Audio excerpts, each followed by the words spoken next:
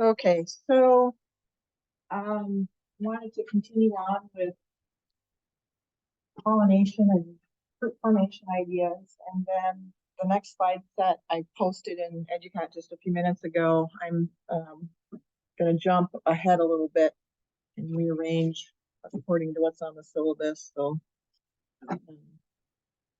but let's continue on with this idea. And oh, the other announcement, I will be posting the exam essay results later today, and the average is really good. It was in the 80% somewhere for that essay. And then stay tuned for assignments through the lecture portion of the class. We'll be posting those and giving you details on that. So that just keep it on your radar, because that's going to happen starting this week, and I'm going to start doing more consistent assignments. Usually not any single one isn't that big, but okay. So here's the beautiful picture with the honeybee having pollen dusted all over him, including the eye. So we said that honeybees are responsible for the majority of pollination of our crops that humans grow for our use. And I think unless you've been living in a cave, you probably have heard about colony collapse disorder of the bee population. And so this has been a long process trying to figure out what's going on.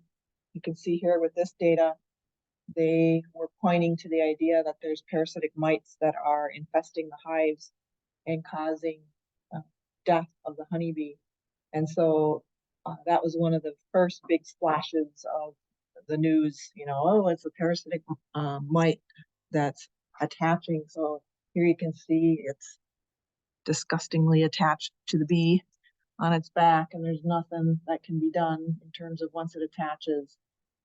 That bee can't really get rid of it.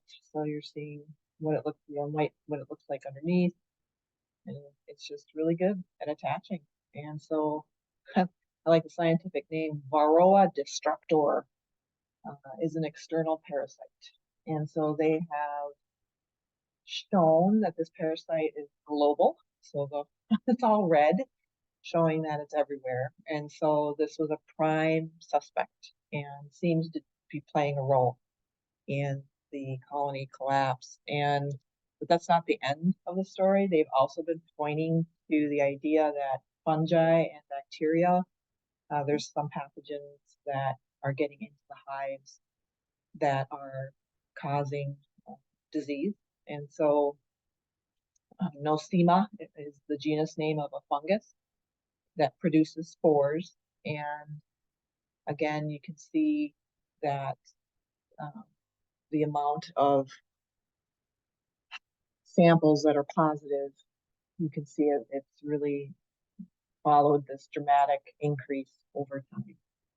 And so that's also falling in line with the story of why we're seeing the colony collapse disorder. So they're pointing to this idea too. And there's some other bacterial pathogens that have been implicated. So the story quickly got more complicated than mites. Initially they pointed to the mites and said it's them, they're the culprit. And then they realized it's a little bit more complicated. And one of the reasons for the complication is probably that the bees are getting poorer quality nutrition, mainly due to our commercial agriculture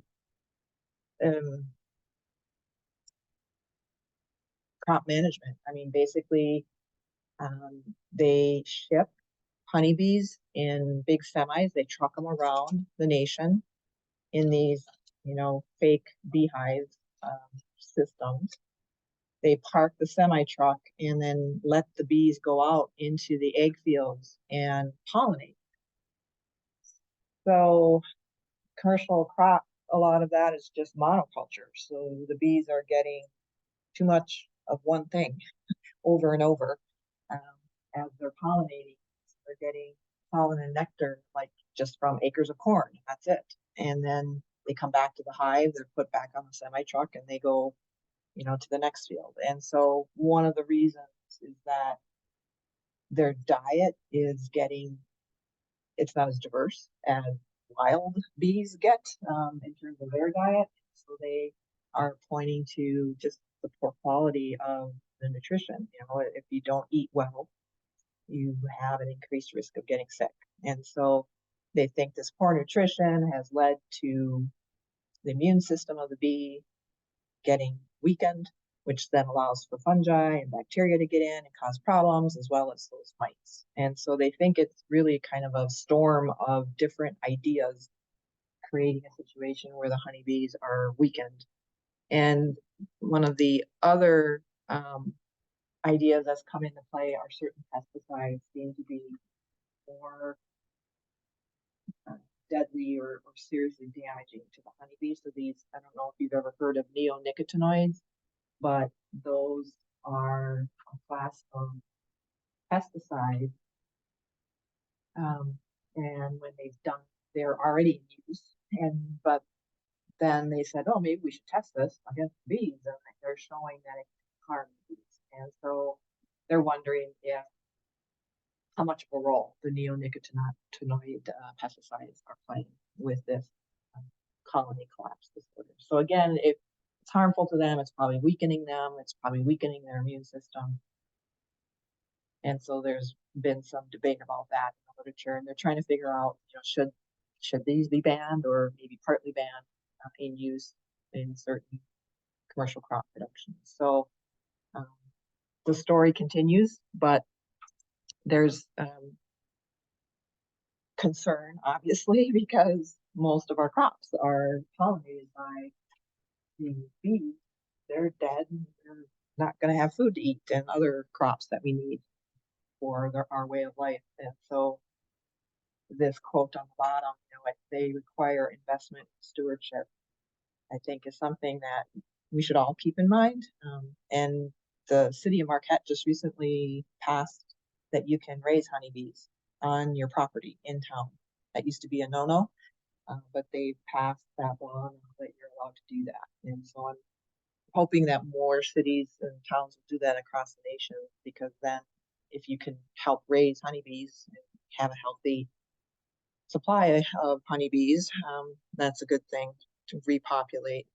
Paul Stamets, who's actually a fungal expert, and he's getting involved in this because he feels that fungi can help save the honeybees from colony collapse disorder. And so he's looking at beneficial fungi that can be used as part of the bee's diet.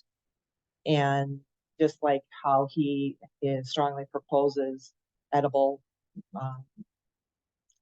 fungi for our health, he's saying that he has done some research with other scientists and finding that certain extracts of fungi and some of the fungal mycelium, if the bees can eat that, they do seem to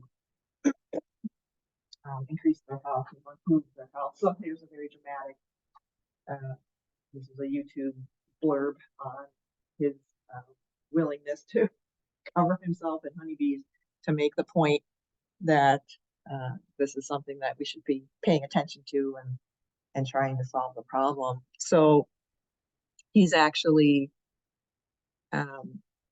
he's calling it the Give Bees a Chance program. And so he owns the company Fungi Perfecti out in Washington State. And so he's trying to raise awareness, raise funds, and they're trying to, if you want to see more, I think that link is still active, but basically he's trying to figure out a way. They're looking at this liquid extract of fungal, growing fungi in a broth-like culture and then extracting the liquid and feeding that to the bees.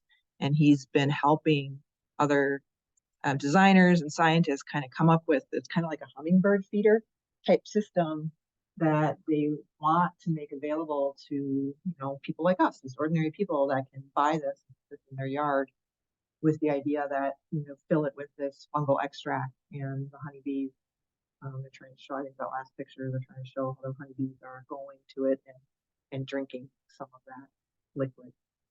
And so They call it the bee mushroom feeder EMF. I haven't seen this anywhere for sale, but I wouldn't be surprised if that's something that's coming up soon, because they've been doing some research on this now for the last couple of years. So that's, again, something that we could do, put in our backyard. If you don't want to raise honeybees yourself, this might be an option to help with this situation, because it's definitely a serious situation, and something that, people who are active in this area of research are very concerned that this could be disastrous for us. And the problem is not just limited to America, it's global. Okay, so honeybees, super important. We were looking at the idea that they seem to perceive scent. They're attracted to yellow, and they like to, the flower design is usually somewhat sturdy because bees can be fairly hefty in biomass. Beetles have, they were one of the first pollinators through the evolutionary process. And when you look at the flowers that attract beetles, they're not so attracting to our nose. They usually have a pretty spicy, yeasty scent that's pretty strong, and that beetles don't have a great sense of vision, so the flower really pumps out the odor to get the attention of the beetle. And so, whoops, what happened there? And so this idea that, and then also with beetles, especially beetles that don't fly very far, you tend to see flowers that aren't, way up, high up in the trees or something like that. They tend to be lower to the ground, and are a little bit more available for the beetles, the ones that don't fly as far as some of the other ones.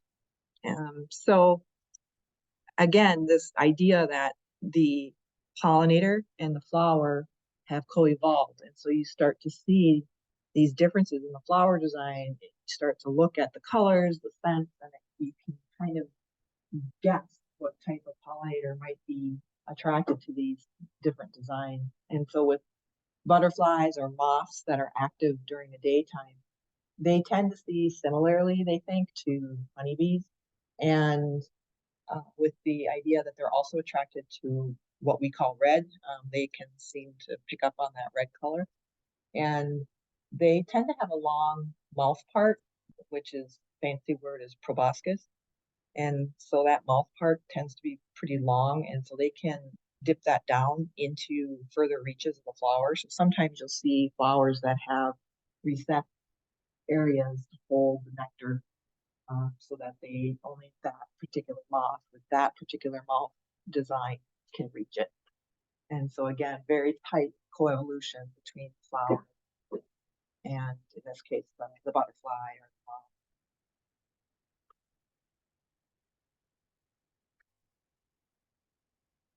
So, we're used to thinking about flowers that are available during the daytime, but there are those pollinators that are nocturnal and will only really come out at night. And so they've certainly discovered, if you think about it, it makes sense that most flowers that are nocturnal tend to be white, so that will stand out against the black, the dark background around. And so there's, night active moths and beetles, there's flies and bats that all come out in the evening and through the night. And so white is a preferred color because of that. And again, it's often flowers that have a pretty strong scent, and it's not always appealing to our nose, especially if it's a fly or beetle. But using scent and giving off a lot of that at night is a good way to attract. And so, and they often will only release the odor at night. So during the day, even if the flower is open, it doesn't always release the odor during the day. It's a waste of effort, really. If you know your pollinator is not coming out until dark, don't bother making that chemical that gives off that odor. It's a waste of energy. And so bats and moths are some more important pollinators.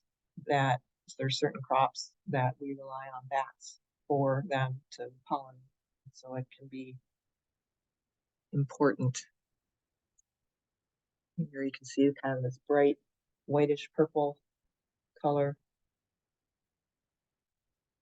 Here's a great image of a bat coming to a white flower. And so I have in the notes section, as far as food that we eat, bananas are really important in pollination of the banana plant, mangoes, sisal, kapok. And so those are all very important human uses, either to eat or to use for fiber production. And so I get rather frustrated with the bad rap bats get through Hollywood movies to the disease spread, and they're just evil, evil, evil. And I implore you to educate people that no, they're not. And yes, you do have to be careful of any excrement from any animal, bat, guano, you have to be careful about. But having said that, they provide really important resources for us. Maybe not so much in this area of the country, but the plants that are more tropical, bats play a really big role in pollination. And so, and of course, birds are also very important. And here you're seeing, this idea of hummingbirds or the honey creepers. It's amazing how they'll come out if you have flowers in your garden that attract them, or if you put out a hummingbird feeder. I was amazed how many are in this area of the world. They're very abundant, and so they tend to be attracted to red and yellow. I've been in woods around here in spring, especially, where if I'm wearing a bright yellow like hoodie, I'll have hummingbirds like following me. It's kind of bizarre. And so they're out there and they do an important job. So most of those flowers, if you go take a deep sniff, they won't really smell of much of anything.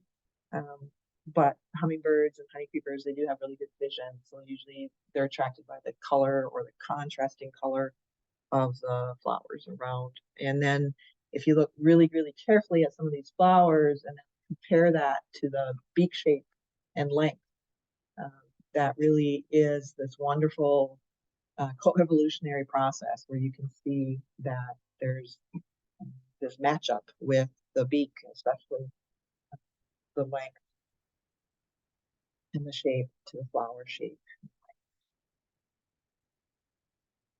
So this one has a shorter beak, and you can see it's a shorter flower, but look at this one, much longer. And you can see the longer, so that they hold the nectar deeper down. So only this very long mouth part can reach it. If a bee happened to land on that, they would get to the nectar. So again, just this really tight coevolutionary force acting on the plant and the pollinator. Here's another really good picture of they call this like the trumpet flower, where it kind of looks like a trumpet musical instrument, that long part to it there.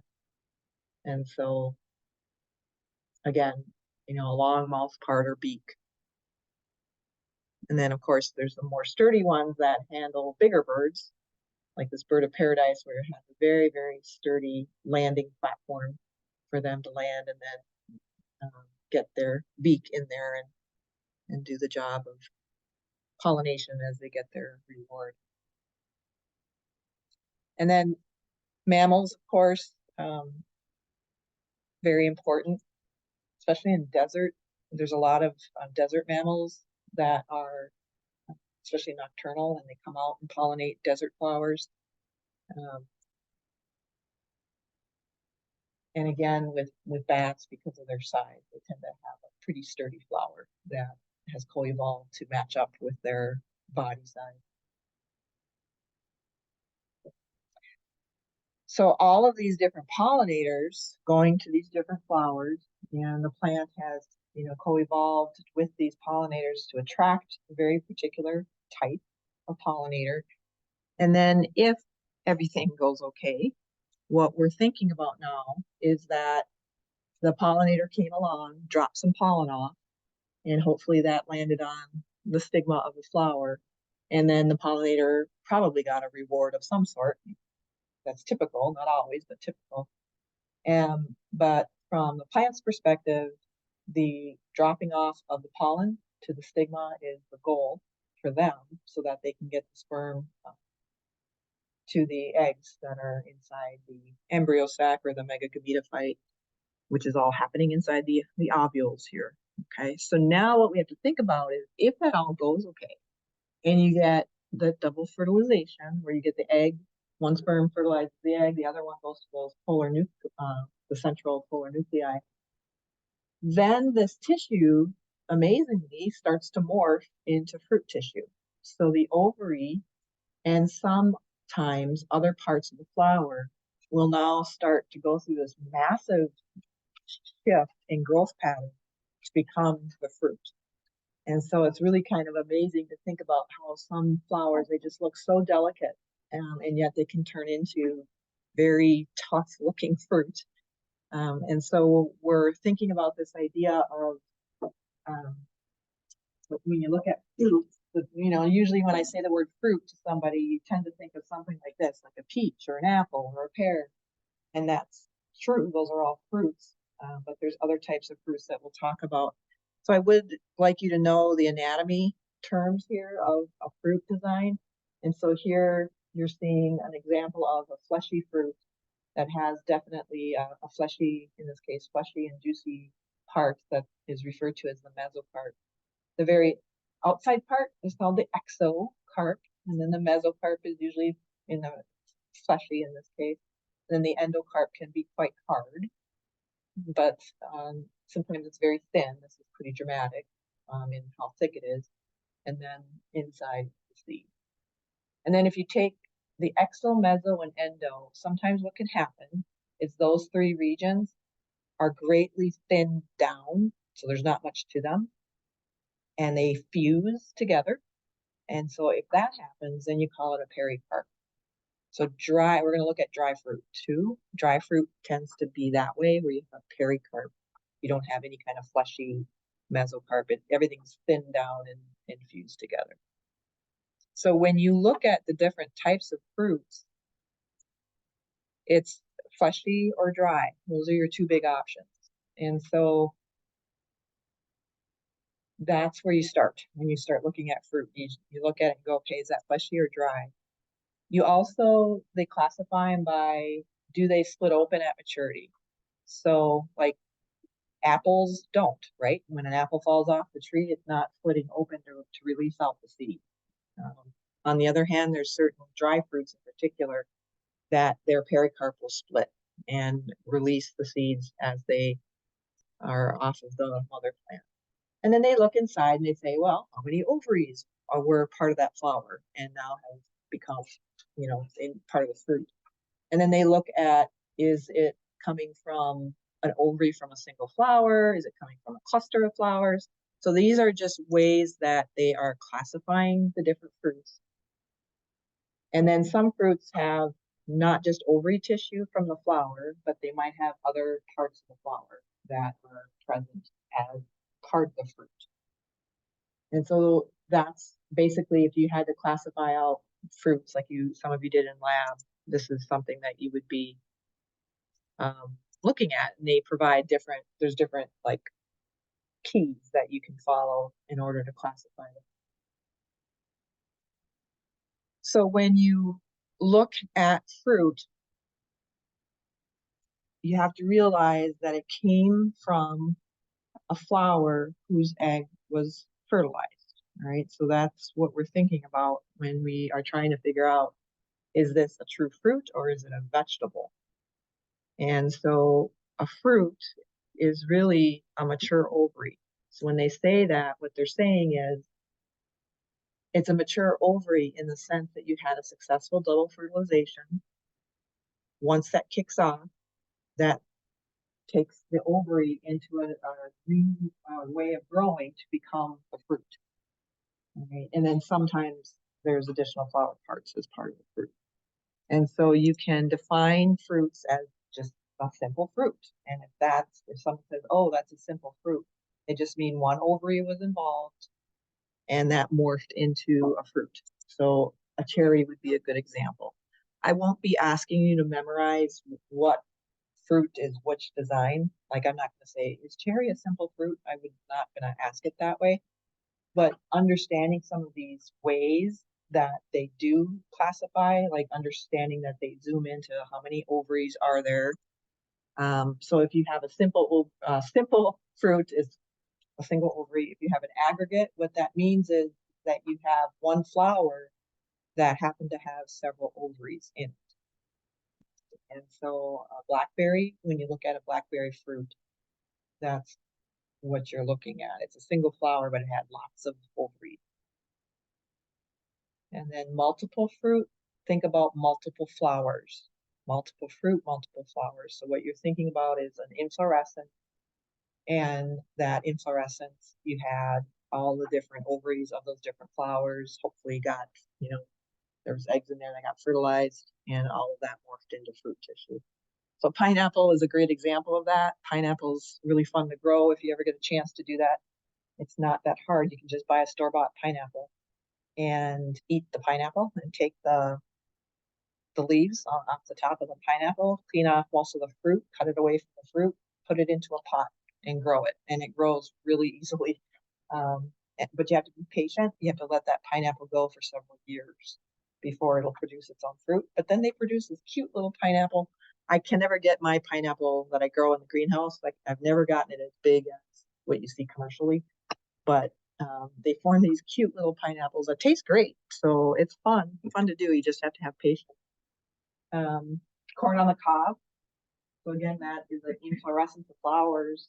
Each kernel was originally, that was where a flower was.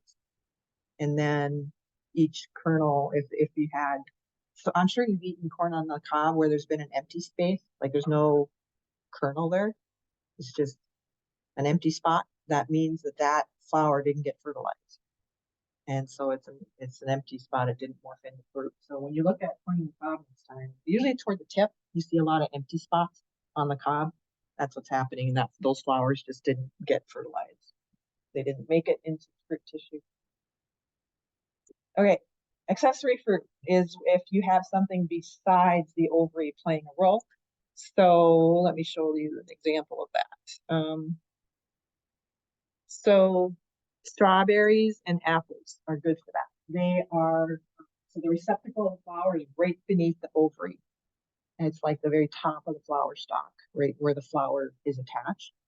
That's called the receptacle. And so it's just right below the ovary. So sometimes that tissue will start to grow and develop into the strawberry. So probably the strawberry is the best example. Most of that tissue when you eat a strawberry is receptacle tissue. It's from the receptacle part of the flower. So just some visuals of these simple multiple aggregate accessories. So you can see the pea, most people would say that's a vegetable. But if it came from a flower whose egg was fertilized, then it's a fruit, not a vegetable.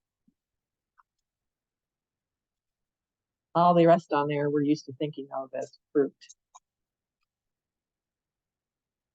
So what would be an example of a vegetable? So a vegetable is not coming from a flower. Well, pardon? Potatoes? Yep. Carrots? Yep. Sweet potatoes, right? So we're thinking non-flower parts of the plant that morph into a storage tissue that we take advantage of, like a tablet. So you probably worked with this in lab, for those of you taking lab, where you have this kind of dichotomous key idea of looking at some of these characteristics of the fruit in order to classify them. And so that's how they work through this, and how they also help to determine relatedness of different plants. This information is used in that process too.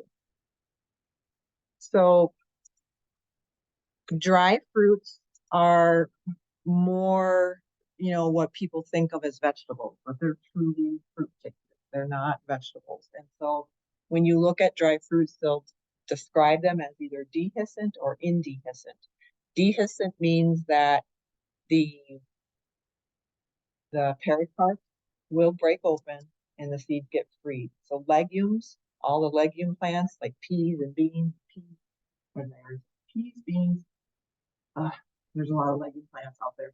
They will split along both sides of their pericarp to release the seeds at maturity. Indehiscent means that everything stays closed up and will not get opened up unless physically, unless some seed disperser, decides to eat it.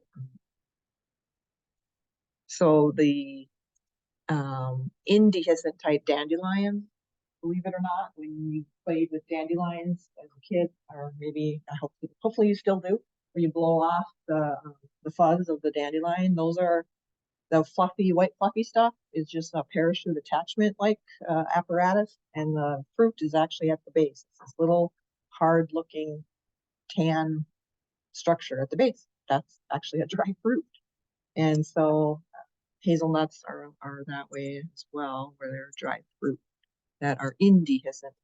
So again, this idea that people would say that's a vegetable, but in a botany class, that's a fruit because it derives from a flower whose egg was fertilized.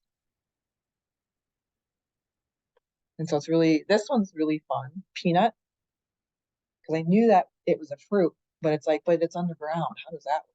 And I've never grown peanuts myself, and I've never seen a peanut plantation.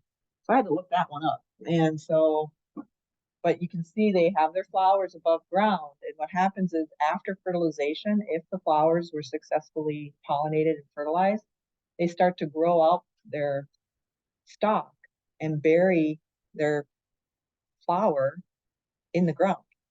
And then the fruit tissue forms. Isn't that bizarre? I mean, that's just like, why? That just seems like so much effort. And I have not found like a definitive resource of why they think this is the case, of why they evolved to bury their fruit. And they've said, maybe it's protection against organisms coming along and eating them too quickly before the seeds are ready. I don't know. So if anyone finds anything about why peanuts bury their fruit, their flowers, and form fruit underground, let me know. So just a very, very odd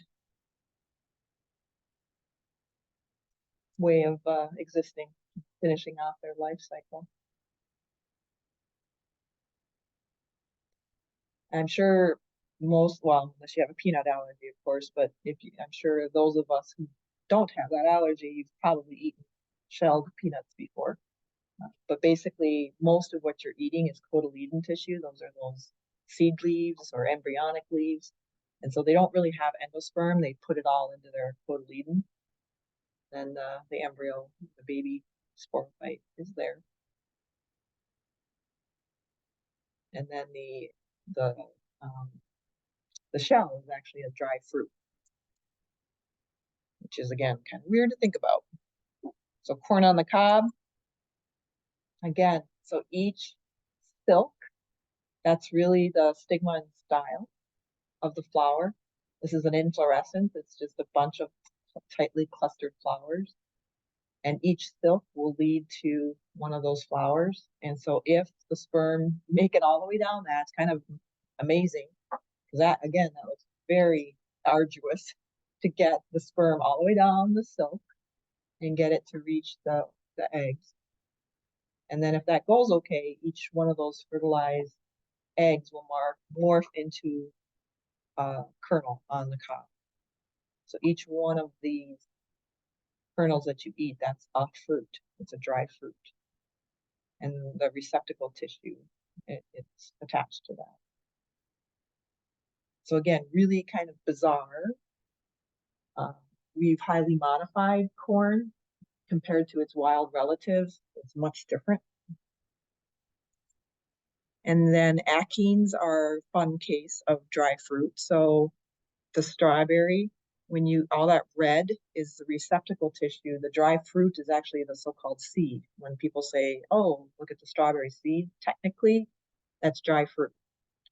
And it's sitting on or embedded in the receptacle tissue of the flower that's morphed into that sweet red. And they're indehiscent. sunflower seeds are another example of achenes.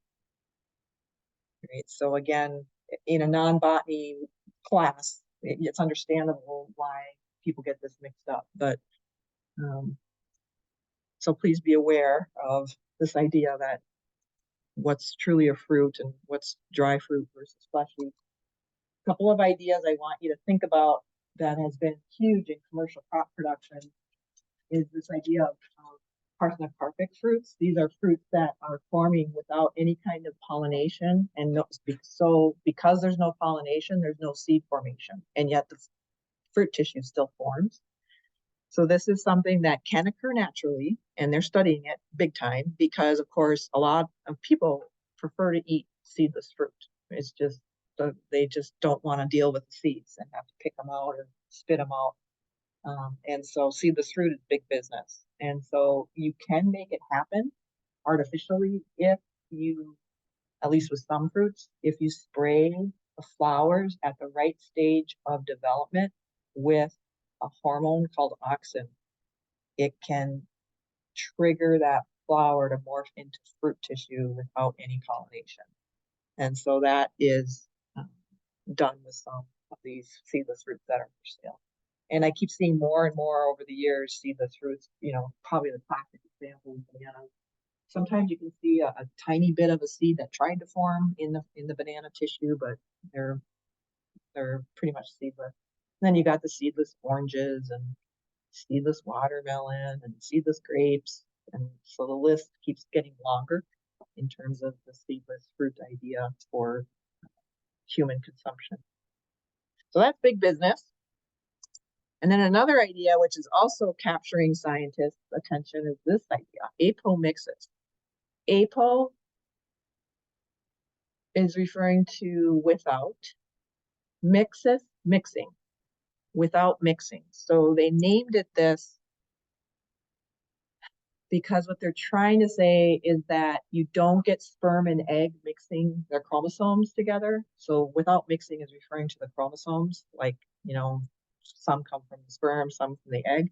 What happens is you get seeds forming, but essentially they're clones of the mother plant. It's just cloned. It doesn't have the mixing up of genes from the sperm and the egg. So this is really the case of asexual seeds. It's basically a clone in terms of the chromosome content. It's just like the mother plant. There's no contribution of chromosomes from the sperm, from a different plant or whatever. So if you take that seed and germinate and grow it, it will be identical to the mother plant it came from. So think about it for a second. This could be huge because if you find like this is the perfect plant that I could make millions off of over my career, and if you could get apomictic seeds from that over and over and over, then you would be guaranteed you're getting that plant every time you plant that seed. And so scientists are all over this. They're trying to figure out ways to do this at will, so to speak. A natural case of this is dandelions. Yet again, another reason to admire dandelions. I don't know why we have such a problem with dandelions in our lawns. I really don't. But dandelions are amazing in so many ways, and you can eat every single bit of the dandelion plant. Blackberries are like this too, so they can naturally do this.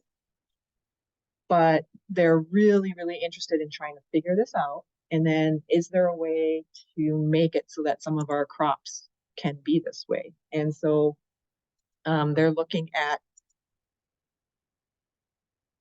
can we get, for example, corn plants to do this, to produce seeds apomictically? And then we can, anytime you grow that seed, you're going to get that particular corn plant. People are interested in that for like the perfect Christmas tree idea as well.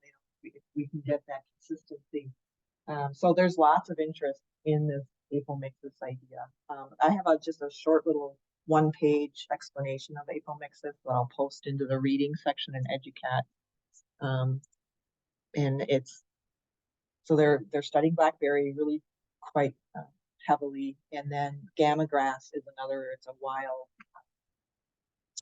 plant that's kind of distant to corn, and it can do this too. And so they're very, very interested in trying to figure this out. So I'll post a little blurb on apomixis. So again, that's something you'll probably, well, I don't know, it's probably not going to be common knowledge out there when they, sell these crops. But if you start looking into it, I'm hoping that can help us with some breakthroughs in some of the issues we're having with some of our crops getting so susceptible. If we can find crops that are, really robust in particular, hopefully this apomictic idea can come into play. Okay, so angiosperms, we've been covering angiosperms, of course, looking at the idea that they have the flower design to carry out pollination and fertilization, fruit formation. I wanted to save the content. Next on the syllabus is looking at what kind of crops are being grown for food, fiber, and fuel. I want to push that a little bit because I wanted to get into a little bit of biotechnology. I think some of you who are in lab, you're going to be doing some exploration with that. Plus, you've also been doing stem propagation, and I want to talk about propagation as well. So I'm going to switch over to the biotechnology and start that topic next, which is, it should be available in EDUCAT. And so this has gotten to be very big business now with the advances we've had in technology. This idea of manipulating plants for the desired traits that we want, and to do it in a more efficient way, and to do it in a large scale manner. Plants are really amazing to work with because they have this characteristic that we call totipotency. And like animals can't do this, we can't do this. So totipotency is this idea that you can take a plant cell, and if you know what you're doing, you can coax that plant cell to give rise to a whole new plant. And so that's not something that animals can do. And so you can get this to happen even if you start with a mature plant part. Like, you don't have to work with just embryonic tissue. You can go buy a plant from Walmart, and if you know what you're doing, you can work through this and allow for totipotency to occur and actually clone the plant. And so you will be in a couple weeks. I'm hoping if we can get all the tomato seeds up and running and get them sterile and grown in sterile conditions, you're going to get to play around with this in lab, where you do some tissue culture work to clone. We're going to work with tomatoes because they're pretty easy to work with. And so totipotency, this is a phenomenal ability that plants have to be able to regenerate themselves. And so once scientists learned that this is a characteristic that plants display, they started playing around with it. And I used to do this experiment with carrot, and it works really, really well in getting a clone of that carrot plant. And one of the reasons it works so well is that you have to have really sterile conditions. You have to be working in a sterile environment. You have to be so careful that you don't introduce any bacteria or fungi into the system. And so when you work with a carrot taproot, when I would do this experiment, I would surface sterilize the taproot, the outside part of it. So you'd spray it with ethanol, and then you'd do a bleach soak, and you would get the outside sterile. And then what you do is you go into the inner tissue, which is even better because now you're getting into tissue that's protected from the environment.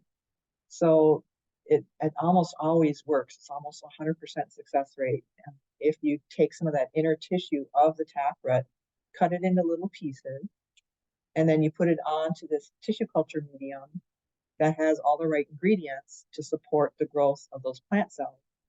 And they'll gradually start to grow. And at first they just show this kind of mass of cells that don't look like much of anything. It kind of looks like a tumor, actually. And so we give that word the word callus to describe that. I would like you to know that word, please. And so when I say oh, look at that callus. Someone, if they say that, they're pointing to this, it looks like a tumor, but it's just a bunch of plant cells that haven't differentiated yet into a root or a stem or a leaf, but they will. And so you see in the next part over here, they're trying to show that root tissue has come out, there's shoots and leaves, and then eventually, if everything goes okay, you can transplant that into soil, and it's a clone. It's an identical clone to the tissue that you started with in terms of its chromosome content and its genes, everything. So it's a clone. And so it sounds easy and fairly straightforward, but it can be challenging because of the idea that it's a very artificial system. You're working with plants in a very artificial grow system. And so you have to have excellent technique, primarily so that you can keep everything sterile and not get attacked by bacteria or fungi or viruses. So what they do is there's different recipes depending on what plant you're working with. You can get slightly different recipes of this tissue culture medium, and you coax those cells to form that callus. And then again, you provide the right types of molecules to encourage those callus cells to start to differentiate into roots and stems and leaves.